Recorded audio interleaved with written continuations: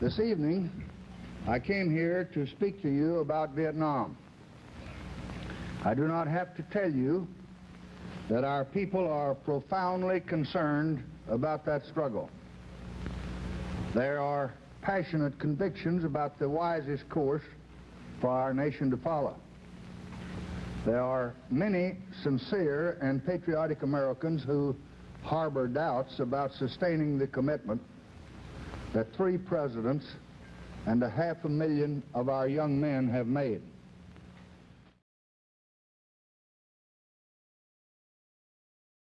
My name is Andrew Slosser, and I'm here with Al Leonetti. Al is a Vietnam veteran who served in 1969. Marine Corps. And we're here in Nocatee, Florida, and it is March 3rd, 2020. Thank you, Al, for taking the time to join me on Finding St. John's and to talk about your history in the Vietnam War. Not a problem. We've talked before, but I want to go over some of the things we talked about. One of those was you joined in 1968. That's correct. And you were not drafted. You were a volunteer. Actually volunteered. How did that decision come to you? Was it light, or how did you feel about that decision? I mean, I was comfortable with it. I consciously made the decision. I actually didn't know what to expect, but I made the decision, so I stuck with it. Were any of your friends joining up at the time, or was it only you? There were some friends that had gone before me. Yeah. And like I said, watching the news and seeing all our boys over there, you know, fighting this war, I just felt like I needed to do my part. Where were you living at the time? Actually, at that time I was living in Wilmington, Delaware. Wilmington, Delaware. Yes. Okay. And so when very small state. As we know. When you joined up, did you get a choice to where you wanted to go? Where did they put you, or how did they do that? I know you went to the Marine Corps, but how did that decision come about? Actually, we volunteered, and then they took us up to Philadelphia to swear us in and do the oath. And after we took the oath, there was a fine gentleman from the military there, and he was saying, you go here, you go here, you go here, you go. Well, me and my buddy, we ended up in the Marine Corps. Okay. In the Marine Corps pile. Was that okay with you? Like I said, I consciously made the decision, but I didn't know what to expect, so I just stayed along with it. So. You adapted. Yeah, I was okay with it. I mean. You're okay with it. And so you join up. Did they give you a little bit of time before you go to training? No. I mean, wow. Once they gave us the date, we were going to depart Wilmington to Philadelphia. Okay. And from that date on, there was nothing else specified for us. It was a whirlwind. Now, where was your basic? Our basic was in PARRIS Island, South Carolina. Wow. And when you arrived at PARRIS Island, what was that like, that change, that culture? It was a world that I had never imagined before. And my mind was turning now, you know, yeah. and thinking, what did I get myself into, you know, but it's pretty much what they want you to think. Yeah.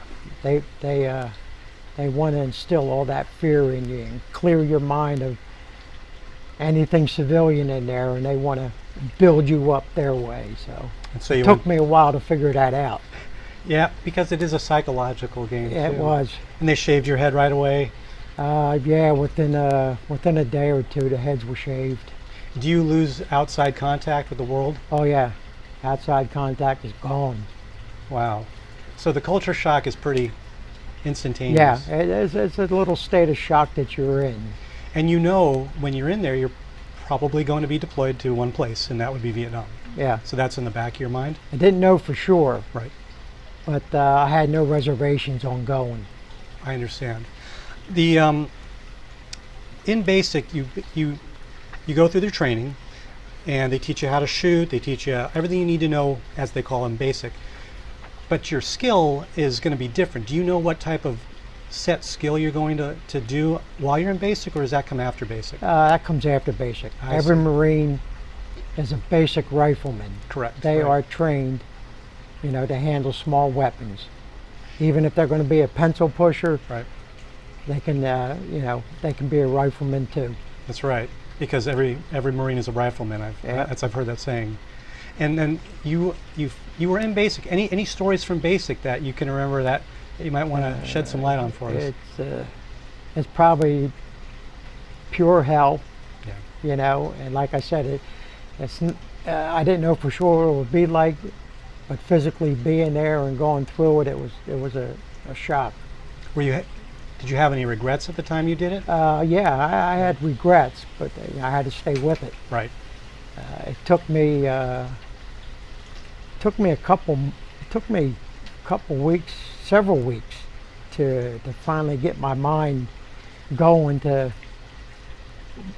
knowing what their program is. Right. I had a tough time with motivation in the beginning, so they took me out of my regular training platoon and put me in this specialized training platoon called Motivation Platoon. Okay. And they motivate you. They motivate you. They get you motivated to want to get back to regular training. Right. And then back with your buddies who are in the basic part, right? Yeah. That's got to be a hard thing to get through. But of course, the name It motivation. And like I said, nothing that I could ever imagined. It was sheer What hell. time were you up in the morning? All times. I mean, they don't keep you on any regular schedule. They have you doing the most ridiculous things that you can imagine, holding logs above your head, moving a sand pile from here to there, and standing at attention with sand buckets in your hand, and you can't scratch the sand fleas on your face or anything, and get you up at 2 a.m. in the morning and march you through the swamps and have you crawling through the swamps. It's just anything they can think of to get you motivated to get out of there back to regular training. So I'm gathering if you raise your hand and say, I'm not going to do this, I need my safe space, you wouldn't be able to do that. No. Wow, okay. And you could be in motivation platoon for a week, 2 months, 3 months. You know, you're not leaving motivation platoon until you're motivated. And is that decision up to the drill sergeant? Yes. So they're judging you on everything you do, and they see it. They see every Absolutely. detail. The discipline part of it, was that ever, did you have a discipline life growing up? Was it a big change? I had a fairly disciplined life growing up, so that the discipline part of it wasn't much of a shock for me. That must have made it a little easier. Yeah. Knowing that. It just the atmosphere that I was in was completely unexpected. And What time of year were you there? Was it hot weather? It or colder? was in the fall. In the fall. I think it was October when I hit PARRIS Island. Wow. Okay. Now you left basic, then you got your idea of what you were going to be doing, which was. I didn't. Oh, you didn't. No. Okay. When I finished basic, You had. they were handing out the MOS to Yep. all the recruits. And I didn't know what my job was going to be yet. Yep. But the draft was going on. They needed men for the war. Right. They put me in infantry. Put So you I in was- infantry immediately. Yes. Okay, so you knew also being in infantry was a frontline position. Yes. I see. And after PARRIS Island, were you given any time to be with friends or family before you were deployed? No. From PARRIS Island, we went directly to Camp Lejeune, North Carolina, and started another phase of combat training. I see. The combat training, was that weaponry skills, all Yep. kinds of specialized All skills? types of small weapons, grenades, grenade launchers, and Okay. machine guns, all your primary small arms. Okay. And how long was that? I believe Camp Lejeune was 6 weeks. I might be wrong. It might have been Sure. 8, but I'm a little sure if- old now. The memory's not quite too good. So you finished your Camp Lejeune training, and then you get any time? 20 days leave. 20 days leave. Yes. And what did you do with your 20 days leave? I went home and just enjoyed my family for 20 days. It was nice to see them all again, and tried to prepare myself for what's coming next. So, I was a long-time member of a volunteer fire company.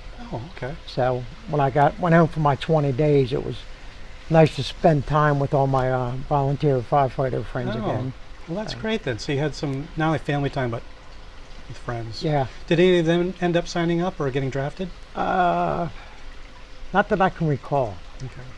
I know there was one that he went in the Marine Corps, but he didn't go into combat. Okay.